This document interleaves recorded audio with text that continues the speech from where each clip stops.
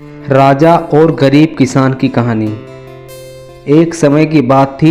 एक राजा जिसका नाम राजवीर था, वो अपने राज्य में बहुत ही न्यायवान और बहुत ही दयालु था। उसका राज्य बहुत ही समृद्ध था और उसके प्रजाजन उनसे बहुत प्रेम करते थे। एक दिन उस राजा ने उस गरीब किसान की बात सुनी जिसका नाम रमेश था। रमेश अपने परिवार के साथ एक छोटे से गांव में रहता था।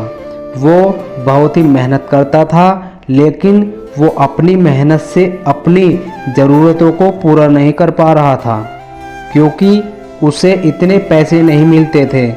राजा राजवीर ने रमेश की कहानी सुनकर उसकी मदद करने का फैसला लिया। राजा ने मंत्री को बुलाया और कहा, मैं उस गरीब किसान की मदद करना चाहता हूँ।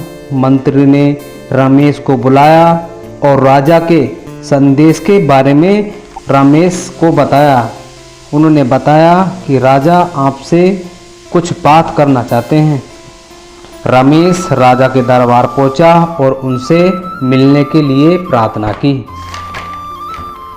राजा ने उनसे पूछा कि रमेश, आप क्या चाहते हो, आपकी क्या ज़रूरत है। रमेश ने बताया कि मुझे थोड़ी सी ज़मीन चाहिए जिसमें मैं अपने बच्चों का और अपने परिवार का पालन पोषण कर सकूं। राजा ने उन्हें 10 एकड़ ज़मीन दी और उस ज़मीन से रमेश ने अपने परिवार का, अपने बच्चों का अच्छे से अनुशासन किया, उन्हें अच्छे से पाला पोसा, उनकी ज़िंदगी अच्छी बना दी।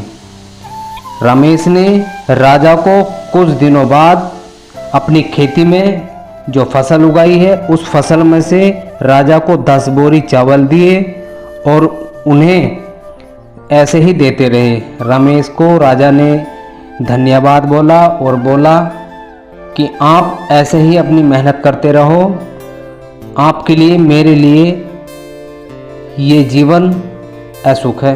राजा ने उसे हमेशा सहायता की और इज्जत की। रमेश ने राजा की इज्जत की और राजा ने रमेश की इज्जत की। इसी तरह इस कहानी से हमें आशय मिलता है कि किसी की मदद करने से बहुत सुकून मिलता है। किसी की मदद करने से किसी का कोई नुकसान नहीं होता।